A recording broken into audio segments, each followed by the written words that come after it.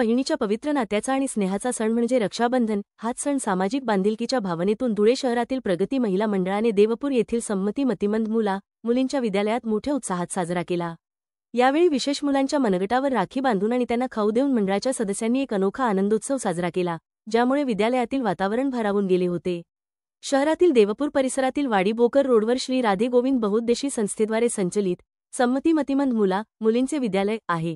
या विद्यालयातील विशेष मुलांसोबत रक्षाबंधनाचा सण साजरा करण्यासाठी प्रगती महिला मंडळाने पुढाकार घेतला। मंडळाच्या अध्यक्षा सौभाग्यवती संगीता कोठावदे आणि संस्थापक अध्यक्षा सौभाग्यवती शालिनी केले यांच्या नेतृत्वाखाली सर्व सदस्यांनी विद्यालयाला भेट दिली। त्यांनी प्रत्येक विद्यार्थ्याला आणि विद्यार्थिनीला औक्षण करून त्यांच्या हातावर प्रेमाची राखी बांधली। यावेळी मुलांच्या चेहऱ्यावर उमटलेला निरागस आनंद हाच या कार्यक्रमाचा उद्देश सफल झाल्याची पोचपावती देत होता। या स्तुती उपक्रमावेळी प्रगती महिला मंडळाच्या अध्यक्षा संगीता कोठावदे, संस्थापक अध्यक्ष शालिनी केले, उपाध्यक्ष रत्न बागड तसेच शुभांगी केलाल, सुषमा केदार, शुभांगी येवले, जोशना मालपुरे, सविता भदान, पुष्पा कोठावदे, ललिता शिरोळे, वर्षा कोठावदे, स्वाती केले, निवेदिता बागड, उज्ज्वला भदान, सुजाता पाखले, चेतना पिंगळे, सरला नागमोते या सदस्य उपस्थित होत्या। त्याचबरोबर शाळेचे मुख्याध्यापक रुपेश माळी, शिक्षक साधना पाटील, योगेंद्र पाटील, चेतना धनगर, स्वप्नील पवार, रावसाहेब बेडसे, निरंजन चौधरी यांचेसह शाळेतील सर्व कर्मचारी आणि विद्यार्थिनींनी या कार्यक्रमात उत्साहाने सहभाग घेतला। प्रगती महिला मंडळाच्या या सामाजिक उपक्रमाचे सर्व स्तरांतून कौतुक होत आहे। प्रगती महिला मंडळातर्फे आम्ही संमती मतिमंद महाविद्यालय या शाळेमध्ये रक्षाबंधन हा कार्यक्रम आज साजरा करीत आहोत। तसं आम्ही प्रगती महिला मंडळ दरवर्षी वेगवेगळ्या ठिकाणी आम्ही रक्षाबंधन साजरा करत असतो।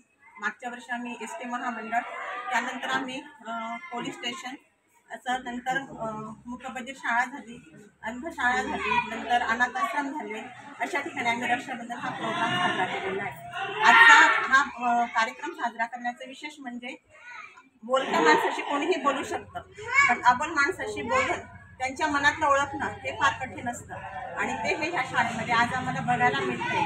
आणि ह्या मुलांना रक्षाबंधन हा कार्यक्रम कसा असतो तेही ह्या मुलांना समजून म्हणजे प्रत्यक्ष कृतीतून ह्या मुलांना समजणं हे जास्त गरजेचं होतं। त्यामुळे प्रत्यक्ष कृतीतून ह्या मुलांना आणि विशेष म्हणजे ह्या शाळेचे जे स्टाफ मेंबर आहे त्यांचं खूप आभार मानायचे की आपण एका मुलाला सांभाळत खूप नाके नव्हते, परंतु एवढ्या मुलांना सांभाळून त्यांना व्यवस्थित प्रशिक्षण देणं आणि त्यांची मनातली भाषाशैली समजून घेणं ते फार कौशल्य करत असतात। त्यामुळे या शाळेतील सर्व स्टाफ मेंबरचं खूप आभार मानतो आणि आम्ही मॅडमांचे साधना मॅडम यांचे सुद्धा खूप आभार मानतो।